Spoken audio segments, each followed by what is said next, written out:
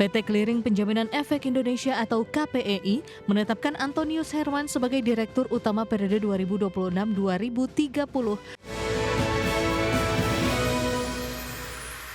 Pemirsa, rapat umum pemegang saham tahunan Clearing Penjaminan Efek Indonesia atau KPEI menetapkan Antonius Herman sebagai Direktur Utama periode 2026-2030 menggantikan Iding Parti. Ya, RUPS tahunan juga menyetujui laporan kinerja operasional dan keuangan untuk tahun 2025 yang mencatatkan rata-rata nilai transaksi harian bursa sepanjang tahun 2025 mencapai 18,07 triliun rupiah atau meningkat 40,64% dibandingkan dengan tahun sebelumnya.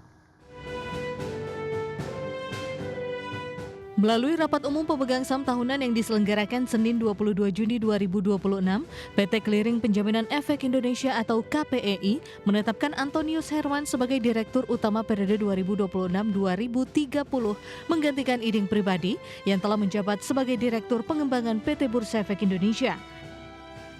Sementara Direktur Clearing Penjaminan dan Pengawasan KPEI diduduki oleh Satya Birawa dan Direktur Teknologi Informasi dan Manajemen Proyek diduduki oleh Irmawati, serta Direktur Keanggotaan Riset dan Dukungan Bisnis diduduki oleh Ignatius Deni Wicaksono.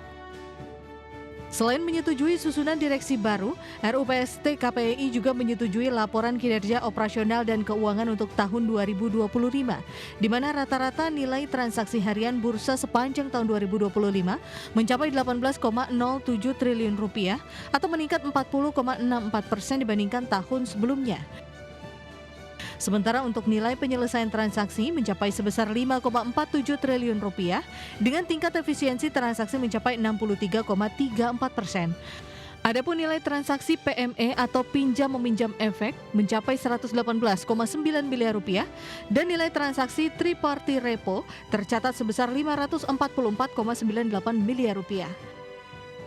Sedangkan untuk layanan clearing transaksi efek bersifat utang atau sukuk melalui Electronic Bond Clearing System penyelenggara pasar alternatif, KPEI berhasil membukukan nilai transaksi sebesar 178,2 triliun rupiah dengan total frekuensi sebanyak 2.838 transaksi di sepanjang tahun 2025. Kinerja operasional yang cemerlang tersebut menjadikan KPEI mencatatkan laba bersih di tahun 2025 sebesar 262,22 miliar rupiah atau meningkat 75,79% dibandingkan tahun sebelumnya. Jakarta, Ricky Anwardi, IDX Channel. Pemirsa, dalam pengumuman terbaru MSCI pada 24 Juni 2026, MSCI menyoroti persoalan transparansi kepemilikan saham dan dugaan praktik perdagangan terkoordinasi di pasar modal Indonesia. MSCI bahkan memberikan peringatan jika kemajuan yang memadai belum terlihat hingga review pada November 2026, status Indonesia dapat diturunkan dari emerging market ke frontier market. MSCI memberikan peringatan terhadap pasar modal Indonesia terkait persoalan transparansi kepemilikan saham dan dugaan praktik perdagangan terkoordinasi yang dinilai mengganggu aksesibilitas investor institusi global. Dalam hasil MSCI 2026 Market Classification Review yang dirilis pada Rabu 24 Juni 2026, Indonesia menjadi salah satu negara yang mendapat perhatian khusus.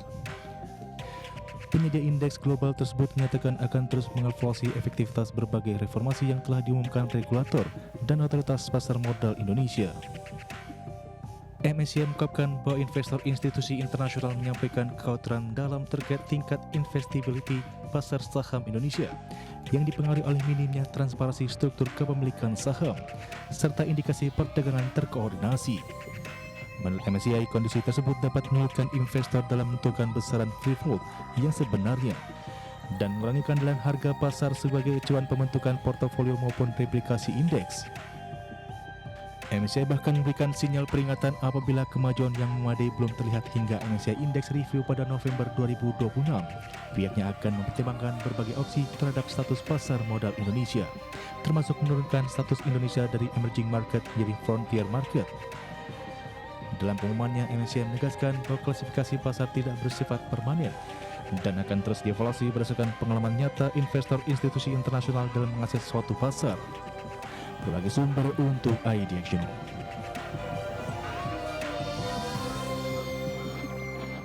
Ya, sementara itu meski MSCI dalam pengumuman terbarunya memberikan peringatan terhadap pasar modal Indonesia terutama terkait dengan persoalan transparansi kepemilikan saham dan dugaan praktik perdagangan terkoordinasi, namun lembaga penyedia indeks tersebut mengapresiasi langkah perbaikan atau reformasi yang telah diumumkan oleh regulator pasar modal Indonesia, baik OJK, Bursa Efek Indonesia maupun KSEI.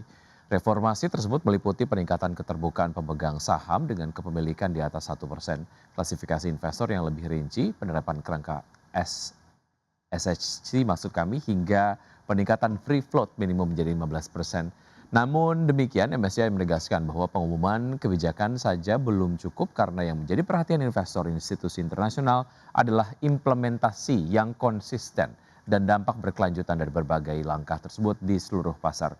MSCI menyatakan akan terus menilai cakupan konsistensi serta efektivitas implementasi reformasi tersebut dalam konteks penentuan free float dan penilaian keteraksesan pasar secara lebih luas. Di saat yang sama MSCI bahkan memberikan peringatan apabila kemajuan yang memadai belum terlihat hingga review pada bulan November 2026, berbagai opsi akan dipertimbangkan termasuk menurunkan status Indonesia dari emerging market menjadi frontier market.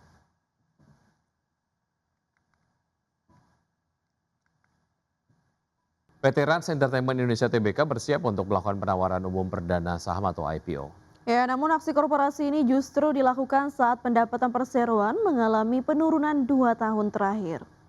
Dalam prospektus ringkasnya, Rans mencatatkan pendapatan sebesar 353,38 miliar rupiah pada tahun buku yang berakhir pada 31 Desember 2025 atau turun 13,91 year on year.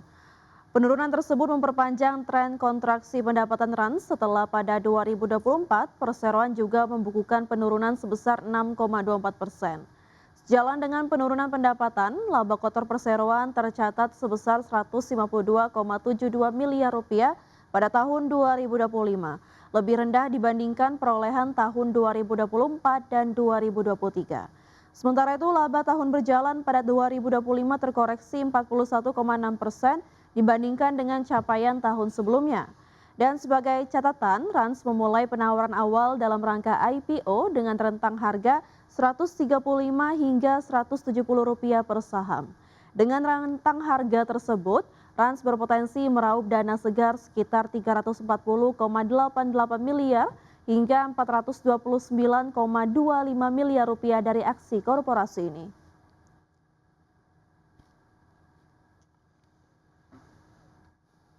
PT Panin Sekuritas Tbk akan membagikan dividen tunai senilai Rp177,85 miliar atau setara dengan Rp250 per saham dari laba tahun buku 2025. Ya, Corporate Secretary PT Panin Sekuritas Tbk Pramanugraha mengatakan pembagian dividen tersebut telah disetujui dalam rapat umum pemegang saham tahunan pada 19 Juni 2026. Adapun kum dividen di pasar reguler dan negosiasi jatuh pada 29 Juni 2026, sedangkan ex dividen di pasar reguler dan negosiasi pada 30 Juni 2026 dan selanjutnya kum dividen di pasar tunai berlangsung pada 1 Juli 2026 dan ex dividen di pasar tunai pada 2 Juli 2026. Tanggal daftar pemegang saham yang berhak atas dividen ditetapkan pada 1 Juli 2026 dan pembayaran dividen tunai dijadwalkan pada 15 Juli 2026. Perseroan menegaskan bahwa pembagian dividen tahun buku 2025 tersebut tidak akan mempengaruhi kelangsungan usaha perseroan.